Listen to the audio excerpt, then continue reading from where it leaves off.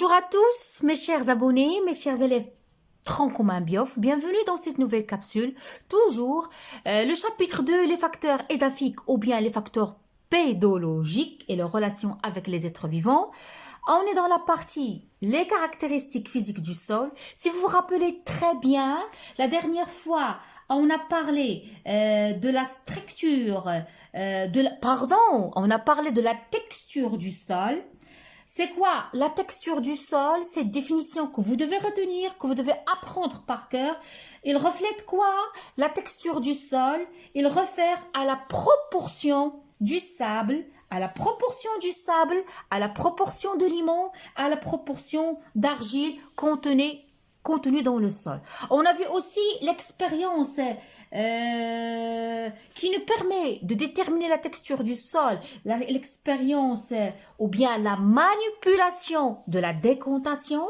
Oui, aujourd'hui, on va traiter aussi un autre protocole expérimental. C'est le protocole expérimental de l'analyse granulométrique. C'est-à-dire, mes chers étudiants, pour déterminer la texture du sol, pour déterminer le pourcentage de sable, le pourcentage de limon, le pourcentage sable, limon, d'argile, on va réaliser une analyse granulométrique. C'est ça ce que je vais étudier aujourd'hui avec vous, l'analyse granulométrique du sol. Donc, suivons des étapes, suivons une manipulation. Donc, allez-y, tous ensemble, on va découvrir le protocole expérimental de l'analyse granulométrique. Donc, je vais vous lire. Afin de déterminer la texture d'un sol, on réalise une analyse granulométrique suivant la manipulation suivante. Donc, le mot manipulation, ça veut dire expérience, ça veut dire tajriba.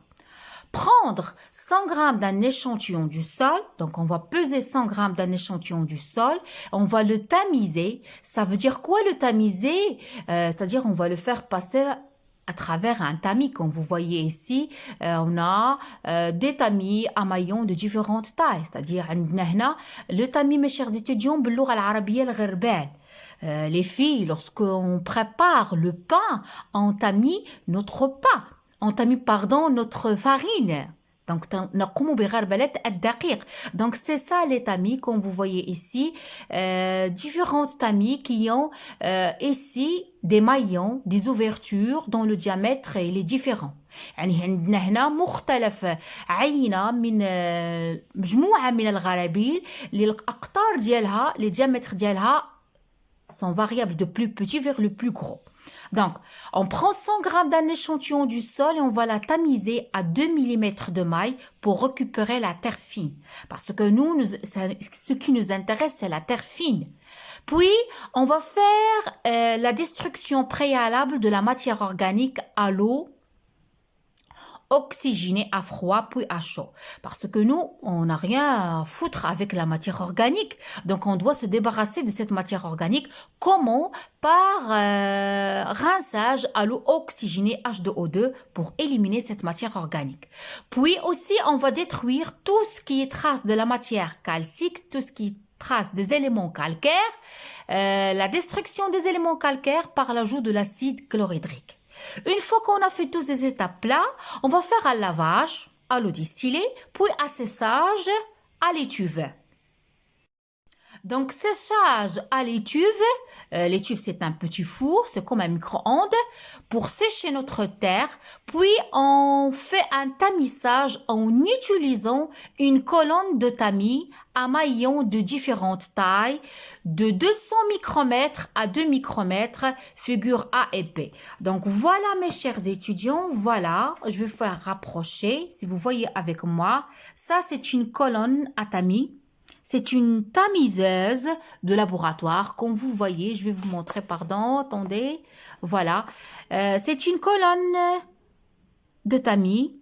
Ou bien je peux la nommer une tamiseuse de laboratoire. Comme vous voyez, premier tamis, deuxième tamis, troisième, quatrième, cinquième, sixième, huitième, neuvième. Ces tamis-là, ils ont des ouvertures ou bien ils ont différentes tailles allant de 200 micromètres à 2 micromètres. Donc, qu'est-ce que je fais moi? Après toutes les étapes que je viens d'expliquer, je vais verser mon échantillon sur cette tamis. Je laissais agiter pendant un certain temps. OK? Donc voilà notre exemple de l'échelle granulométrique. Donc comme vous voyez, si les éléments du sol ont un diamètre inférieur à 2 micromètres, il s'agit d'argile. L'élément fin, c'est entre 2 micromètres à 20 micromètres. L'élément grossier, c'est entre 20 micromètres et 50 micromètres. Le sable fin, 50 micromètres et 200 micromètres. Sable grossier, 200 micromètres à 2 millimètres. Le gravier, entre 2 mm à 20 mm et les cailloux supérieurs à 20 mm. Donc, j'espère, mes chers étudiants, que le but de cette capsule est atteint. Qu'est-ce qu'on a appris dans cette capsule, comme vous voyez? On a appris le protocole expérimental de l'analyse granulométrique. Quel est le but de cette analyse granulométrique? Quel est le but de cette étude granulométrique? C'est de déterminer quantitativement la distribution des particules. Comment sont distribuées les particules du sol, c'est-à-dire le sable, l'argile et le limon. Comment ils sont distribuées les particules du sol par classe de diamètre suivant une échelle granulométrique. Donc, je pense le but est atteint. Vous avez bien saisi cet objectif. Donc, je vous laisse digérer ces choses qu'on vient de traiter cette matinée-là. Je vous donne rendez-vous à la prochaine séance, Inch'Allah. L'objectif, c'est de vous montrer comment déterminer la texture du sol. Une question que vous aurez dans l'examen, soyez sûr et certain. Abonnez-vous à ma chaîne, beaucoup de pouces bleus et de likes, des commentaires, partagez avec vos proches et vos camarades. Je vous adore. À la prochaine.